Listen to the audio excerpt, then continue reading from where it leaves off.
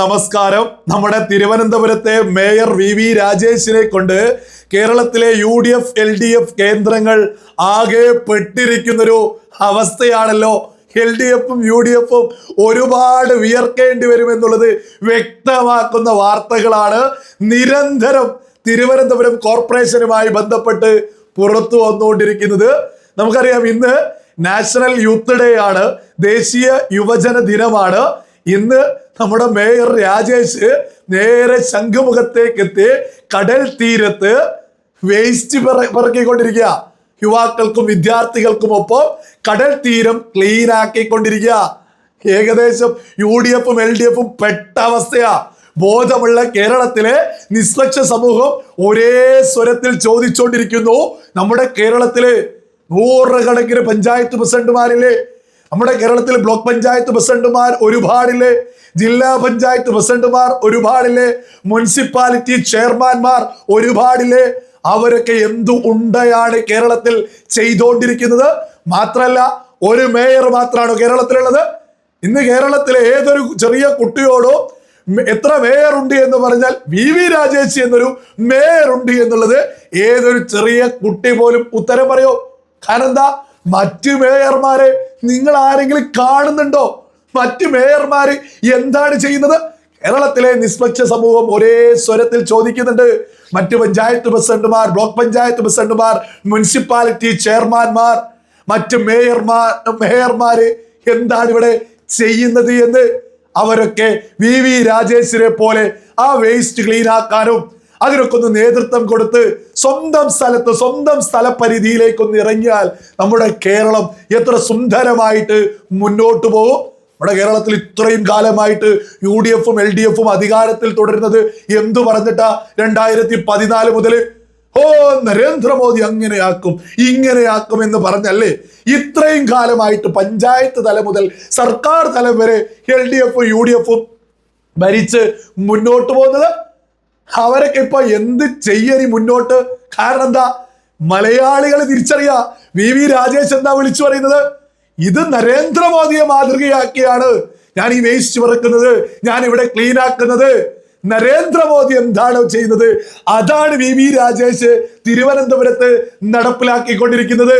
മലയാളികൾ കൃത്യമായിട്ട് മനസ്സിലാക്കുന്നു, UDFും LDFും വിളിച്ചു പറയുന്ന നരേന്ദ്രമോദി അല്ല യഥാർത്ഥ നരേന്ദ്രമോദി. യഥാർത്ഥ നരേന്ദ്രമോദി എന്താണ് എന്നുള്ളത് വി രാജേഷ് കാണിച്ചുകൊണ്ടിരിക്കുക. സ്വച്ഛ് ഭാരത് എന്ന് പറഞ്ഞ് നരേന്ദ്രമോദി രംഗത്തിറങ്ങിയ സമയത്ത് ഇവിടെ വലിയ പ്രഹസനാന്ന് വിളിച്ചു പറയൽ വലിയ ട്രോളുകളായിരുന്നു.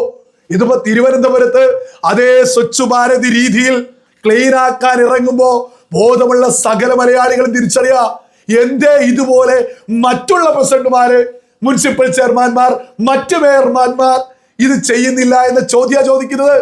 ജനം തിരിച്ചറിഞ്ഞുകൊണ്ടിരിക്കുക. ഇത് മാത്രാണോ നരേന്ദ്രമോദിയെ പറഞ്ഞുകൊണ്ട് വി രാജേഷ് ഈ കഴിഞ്ഞ ദിവസങ്ങളിലെ മാധ്യമങ്ങളോട് പറയുന്നത്? ഈ രാത്രി 10 മണിക്ക് ശേഷവും തിരുവനന്തപുരത്തെ കോർപ്പറേഷൻ ഓഫീസില്, മേയറുടെ ഓഫീസില് ലൈറ്റ് അണിഞ്ഞിട്ടില്ല, ലൈറ്റ് അണയുകയേ ചെയ്യുന്നില്ല. അതുമായി ബന്ധപ്പെട്ട് ഇന്റർവ്യൂ മാധ്യമ പ്രവർത്തകർ ചോദിക്കുമ്പോൾ പറയാണ്, നരേന്ദ്രമോദി അതാണ് ഞങ്ങൾക്ക് കാണിച്ചിരുന്നത്, ജനങ്ങൾക്ക് വേണ്ടി 24 മണിക്കൂറും വർക്ക് ചെയ്യുക എന്നുള്ളത്. നമ്മുടെ വെല്ലുവിളിക്കുക, നമ്മുടെ കേരളത്തില് മറ്റേതെങ്കിലും പാർട്ടിയിലെ പഞ്ചായത്ത് പ്രസിഡന്റുമാർ, മുനിസിപ്പാലിറ്റി ചെയർമാൻമാർ, മേയർമാൻമാർ, ജില്ലാ പഞ്ചായത്ത് പ്രസിഡന്റുമാർ ആരെങ്കിലും 5 മണിക്ക് ശേഷം ഈ പറയുന്ന ഓഫീസുകളിൽ ജനങ്ങൾക്ക് വേണ്ടി സേവിച്ച് മുന്നോട്ട് പോകുന്നുണ്ടോ? ഇതൊക്കെ നിഷ്പക്ഷ സമൂഹത്തിന്റെ ചോദ്യമാണ്. BJP എന്താണ്, അവരെന്താണ് വർക്ക് ചെയ്യുന്നത് എന്ന് തിരുവനന്തപുരത്ത് ഇപ്പോ കണ്ടുകൊണ്ടിരിക്കുക. 2014 മുതൽ ഇവിടെയുള്ള UDFും LDFും പറയുന്നു മോദി അങ്ങനെയാക്കും ഇങ്ങനെയാക്കുമെന്ന്. ഇതിപ്പോ ജനവും തിരിച്ചറിഞ്ഞ് 3ാം ടേമിലേക്ക് മോദി എത്തി. ഇവിടെ ഒരു മതത്തിനും പ്രശ്നമില്ല.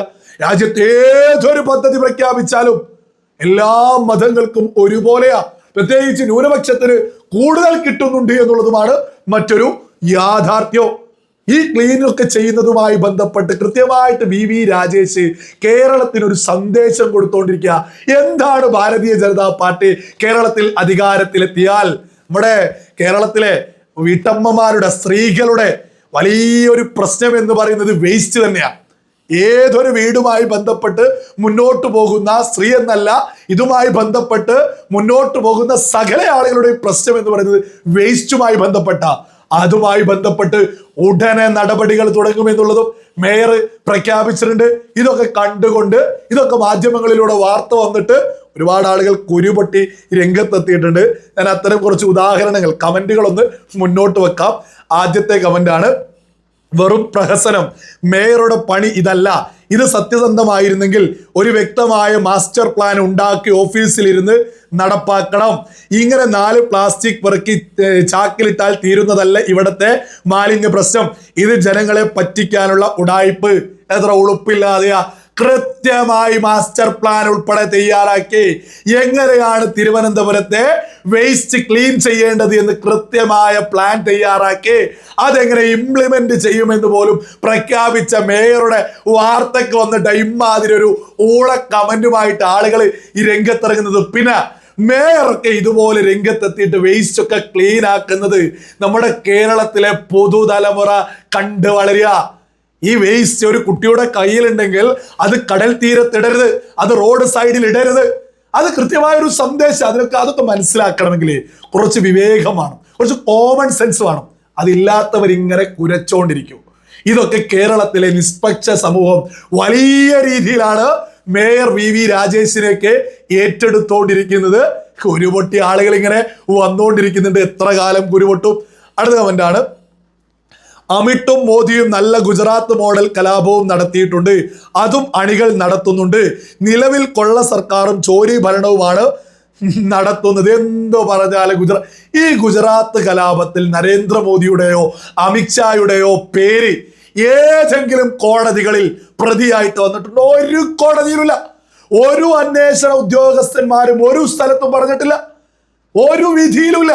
എന്നാലും ഇവരിങ്ങനെ കുരച്ചോണ്ടിരിക്കും. എന്ത് ജനങ്ങളുമായി ബന്ധപ്പെട്ട് നന്മ ചെയ്യുമ്പോൾ ഇത് എത്ര കാലം ഇതൊക്കെ പറഞ്ഞ് പേടിപ്പിക്കും.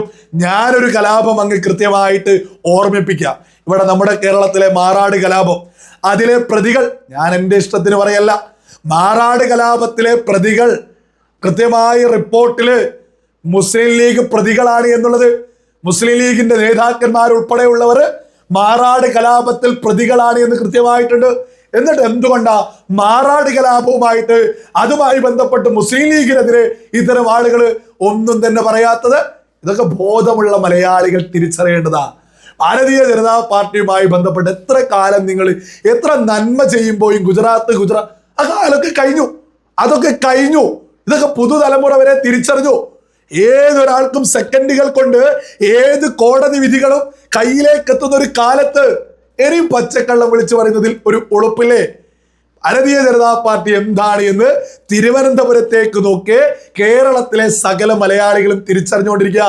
അതിന്റെ റിസൾട്ടൊക്കെ വരുന്ന നിയമസഭാ ഇലക്ഷൻ റിസൾട്ടില് 100% ഉണ്ടാവും എന്നുള്ളതിൽ ഒരു തർക്കമില്ല. ഇത്തരം ക്ലീൻ ചെയ്യുന്ന പ്രോഗ്രാമുകൾ ഈ പറയുന്ന VV രാജേഷ് ഫോൺ കോൾ ചെയ്യുന്നുണ്ട്. സാധാരണക്കാർക്ക് ഏത് സമയത്തും ഫോൺ വിളിച്ചിട്ട് അവരുടെ പരാതികൾ പറയുക, അതിനുടനെ തന്നെ നടപടികൾ ഉണ്ടാവുന്നത്. ഇതൊക്കെ തന്നെ നരേന്ദ്രമോദിയെ മാതൃകയാക്കിയെന്ന VV രാജേഷ് കൃത്യമായിട്ട് പറയുന്നത്.